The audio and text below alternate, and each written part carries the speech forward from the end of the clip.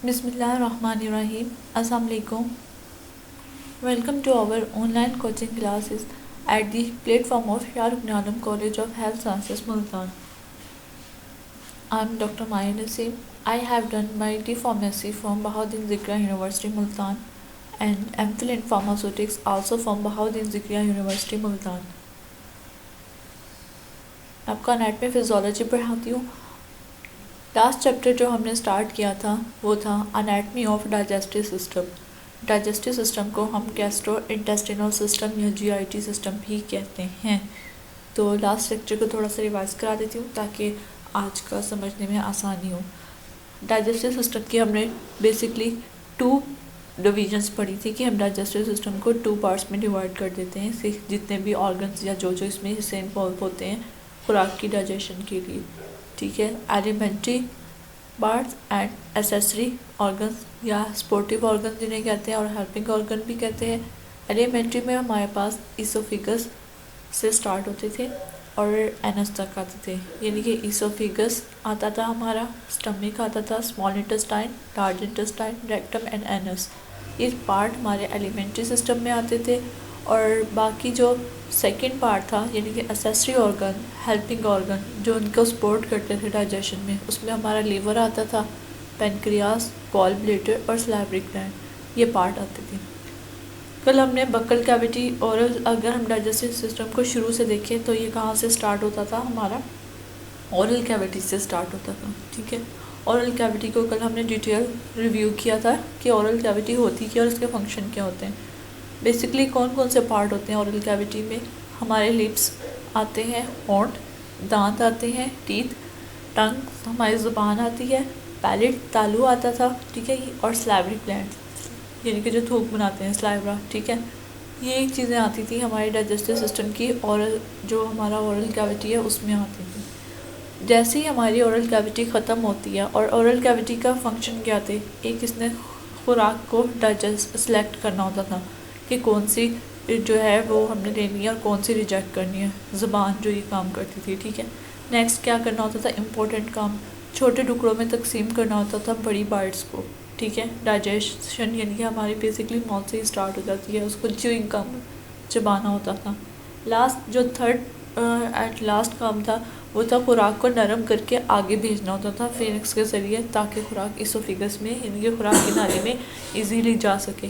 सबसे पहले जो हमारी ज़बान जहाँ ख़त्म होती है उससे पार्ट जो पिछला साथ जुड़ा हुआ हिस्सा होता है वो हमारा फेरिंग्स होता है, क्योंकि गला या हलक वाला हिस्सा होता है। और आज हमारे टॉपिक भी यही है। पहला टॉपिक जो आज हमने पढ़ना है वो है एनाटमी ऑफ फेरिंग्स।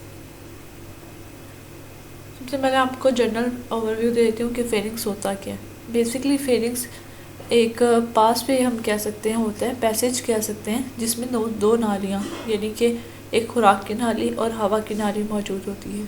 हवा की नाली को हम ट्रेकिया कहते हैं और खुराक की नाली को ईसोफिगस या फूड पाइप कहते हैं। ये हमारे जिस्म का वाहिद हिस्सा होता है, ठीक है, जो रेस्पिरेटरी सिस्टम और डाइजेस्टिव सिस्टम दोनों से जुड़ा हुआ होता है। रेस्पिरेटरी सिस्टम यानी कि सांस लेने वाला सिस्टम, रेस्पिरेशन सांस को अंदर और बाहर ले जाने वाला, कार्बन डाइऑक्साइड को जिसमें हम बाहर निकाल रहे होते हैं और ऑक्सीजन को अंदर लेकर जा रहे होते हैं, वो प्रोसेस जो होता है हमारा, सिंपल अगर हम कहें तो उसे हम रेस्पिरेटरी सिस्टम या अमली तनफ़ुस कह रहे होते हैं। फेरिंग्स जो है उसका पार्ट भी होता है। और जो है हमारा इसोफिगस है, क्योंकि वो डाइजेस्टिव सिस्टम का होता है तो ये डाइजेस्टिव सिस्टम से भी जुड़ा हुआ होता है, दोनों को इकट्ठा लेके जा रहा होता है। ठीक है, नेक्स्ट ये आपको डायग्राम दिखाई थी, इसमें देखें अगर जैसे ये माउथ ख़त्म होता है तो इससे नेक्स्ट पार्ट जो शुरू होता है वो हमारा फेरिंग्स होता है। 2 नालियाँ पड़ी हुई होती हैं, इसोफिगस और दूसरी होती है ट्रेकिया, जिसे हम विंड पाइप या एयर पाइप, हवा की नाली भी कहते हैं। इसलिए हम कहते हैं कि ये हमारे रेस्पिरेटरी सिस्टम से भी जुड़ा हुआ होता है। बस इसका बेसिकली ये काम है, इससे ज़्यादा इसकी कोई इंपॉर्टेंस नहीं है हमारी बॉडी में। ये है कि ये हमारी जो 2 नालियाँ होती हैं उनको लेके जा रहा होता है, इसलिए ये इम्पोर्टेंट पार्ट होता है, लेकिन इसका खुद ऐसा कोई फंक्शन नहीं होता। इसको देख लेते हैं कि कैसे लिखा हुआ है। It is part of throat, throat कहते हैं गले को, ये हमारे गले का हिस्सा होता है। That is present behind the mouth, जो हमारे मुंह से पीछे होता है। यहाँ आप बक्कल कैविटी या ओरल कैविटी भी लिख सकते हैं। बिहाइंड का मतलब होता है पीछे होता है। And nasal cavity, nasal cavity कौन सी कैविटी होती है? जो हमारा नाक वाला एरिया बनाती है। It is 5 to 6 inches in length, 5 से 6 इंच लंबा होता है, ठीक है। It's cavity continuous with cavities of nose, mouth and larynx, 3 हिस्सों से जुड़ा हुआ होता है। क्योंकि रेस्पिरेटरी का सिस्टम है, सांस लेने का अमल हमारा नोज से स्टार्ट होता है, नाक से, ठीक है। नाक, मुंह और लेरिंग्स, 3 हिस्सों से, नाक, मुंह और लेरिंग्स, इन 3 पार्ट से ये जुड़ा हुआ होता है, ठीक है।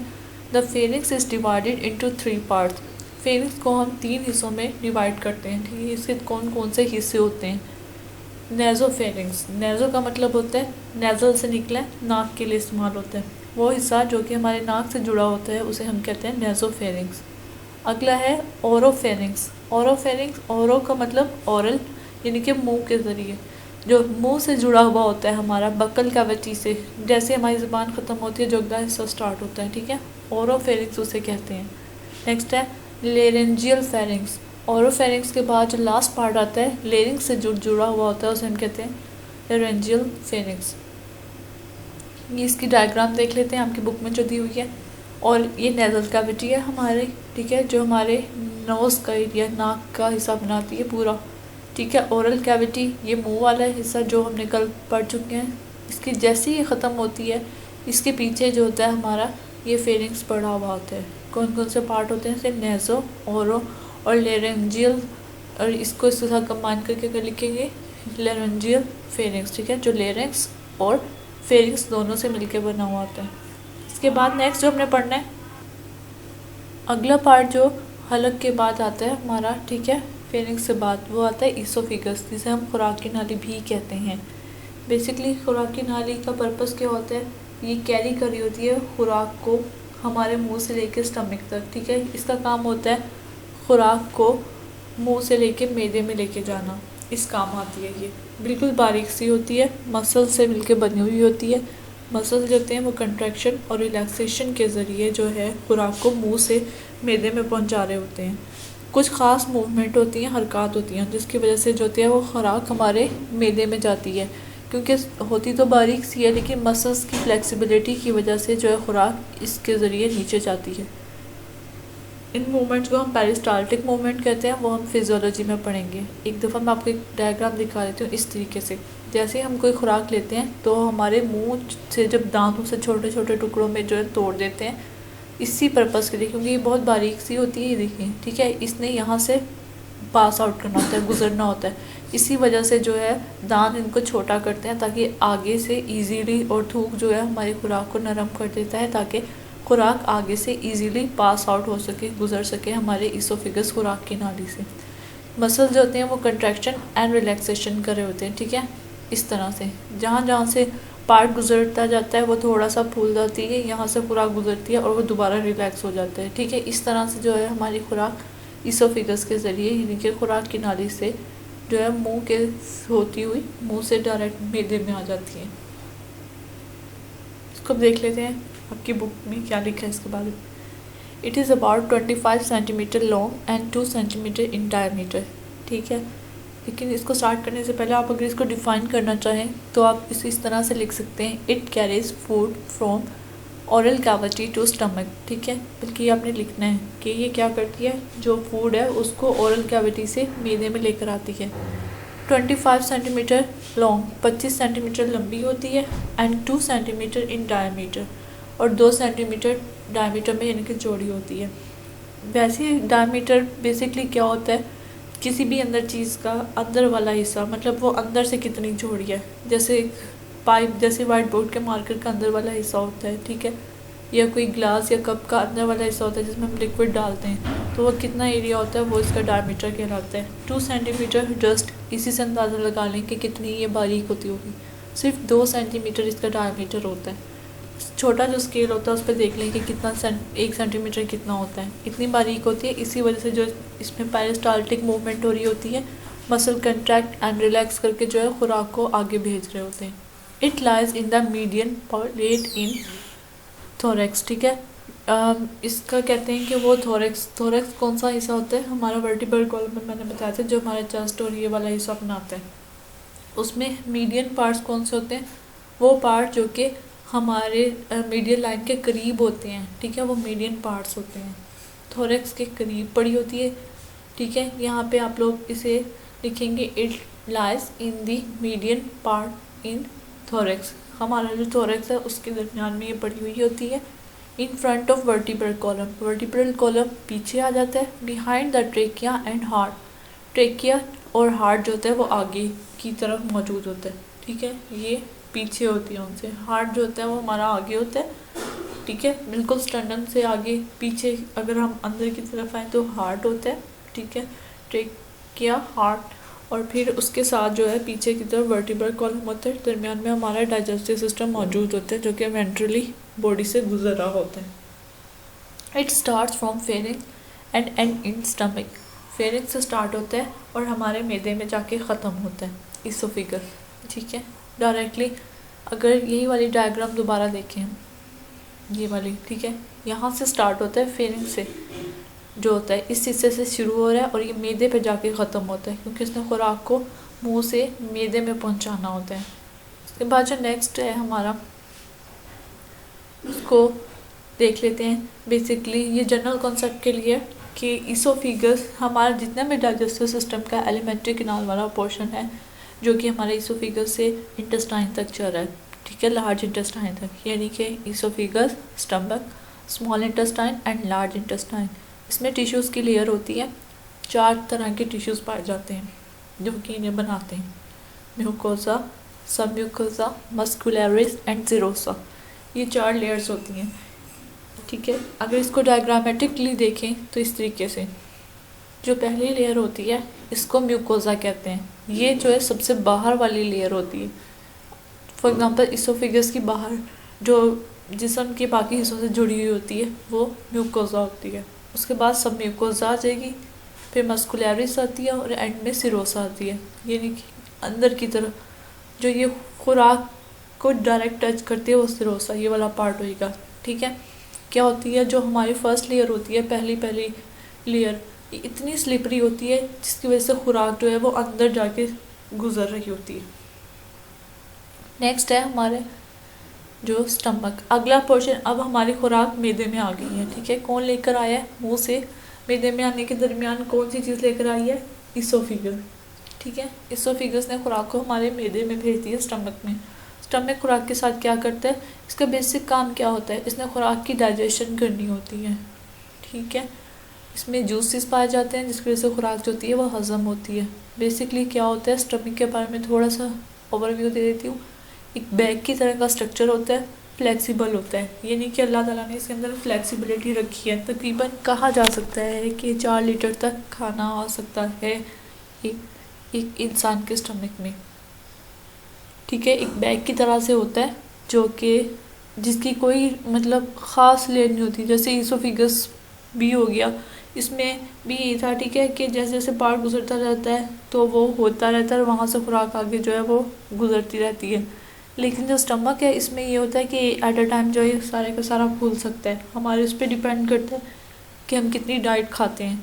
इसी वजह से इसकी यही खूबी होती है जिसकी वजह से जो है ये जो मोटे लोग होते हैं, ठीक है, इसी खूबी को इस्तेमाल करते हुए उनके स्टमक को जो है वो बाइंड कर दिया जाता है बाउंड रबर से या कोई प्लास्टिक लेयर होती है, जिसकी वजह से वो उन्हें भूख कम खाते हैं और कम भूख फील होती है। वरना इसके अंदर तो सलाहियत है कि जितना मर्जी आप इसमें खा लें, 4 लीटर तक खाना आ सकता है। Stomach is like a muscular bag that connects above to the lower end of the oesophagus and lower below the duodenum, ठीक है।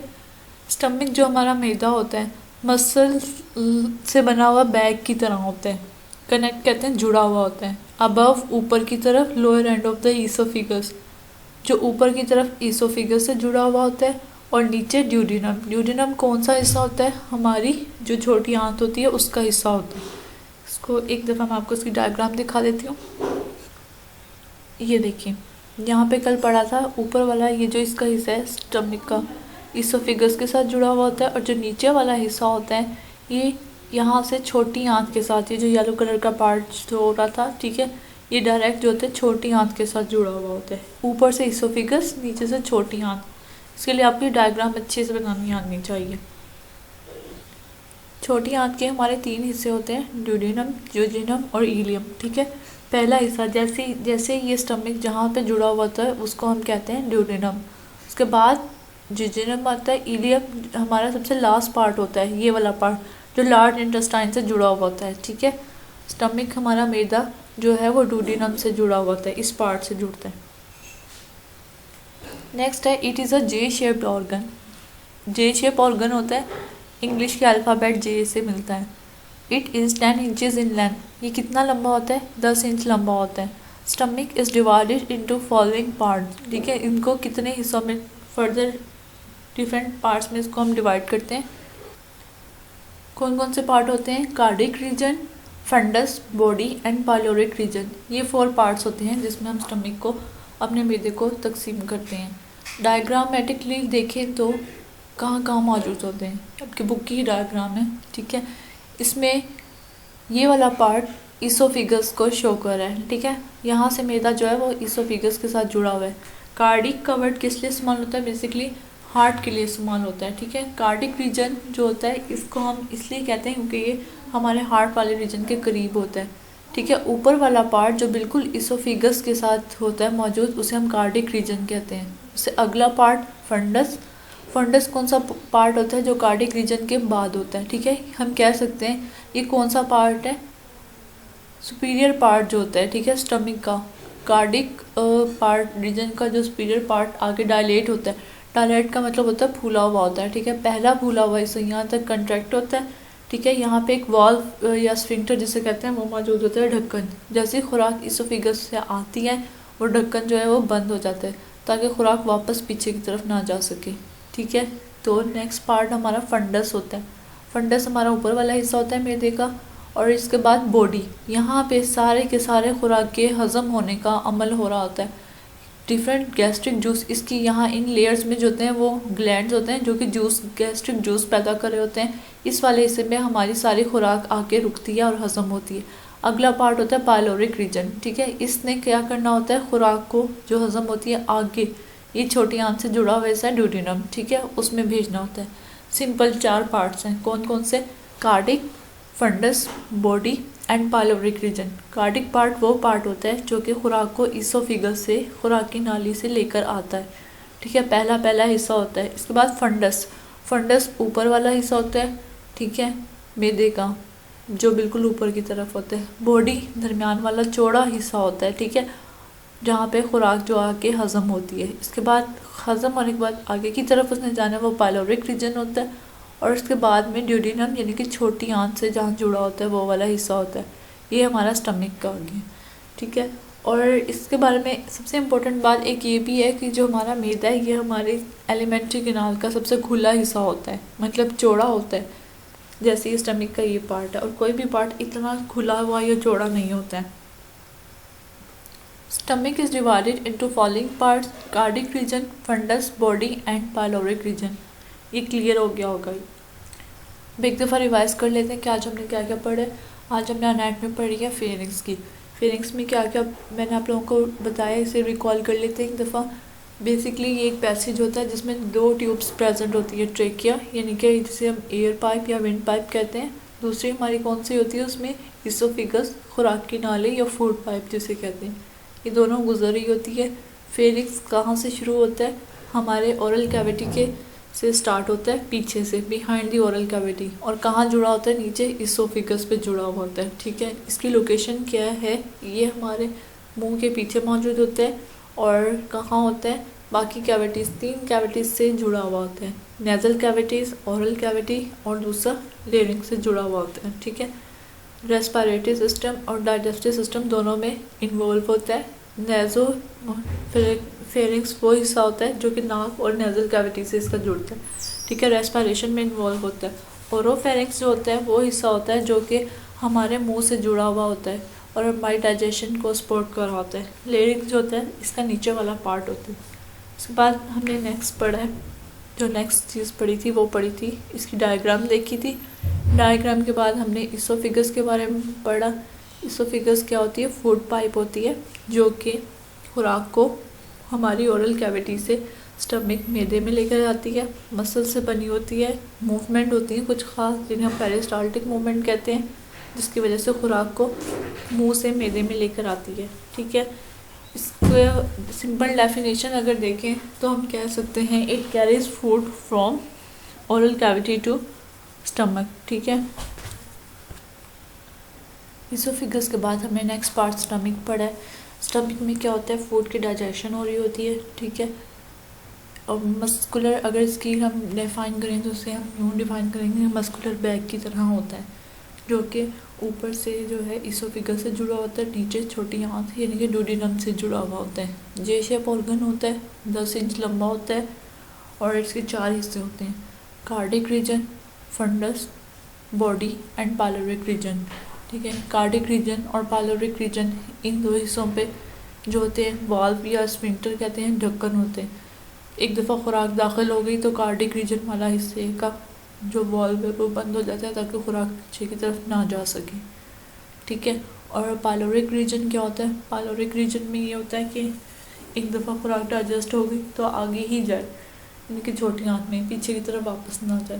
यहाँ पे क्वेश्चन राइज होता है कि खुराक जब ये स्फिंक्टर मौजूद हैं तो फिर जो खुराक यानी कि उल्टी आती है वो कैसे आती है। बेसिकली वो स्टमक की वजह से नहीं हो रहा होता है, वो हमारा जो इसोफिगस होता है उसकी जो पेरिस्टाल्टिक मूवमेंट होती है वो बजाय नीचे आने के ऊपर की तरफ चली जाती है। यानी कि पेरिस्टाल्टिक मूवमेंट का पर्पस क्या होता है, उन्होंने खुराक को ओरल कैविटी से नीचे लाना होता है, लेकिन इसमें क्या होता है कि खुराक जो है अपोजिट की तरफ ऊपर की तरफ चली जाती है, मुंह की तरफ, जिसकी वजह से हमें उल्टी आती है। ये 4 इसके हमारे रीजन हो गए। Thanks for watching the video.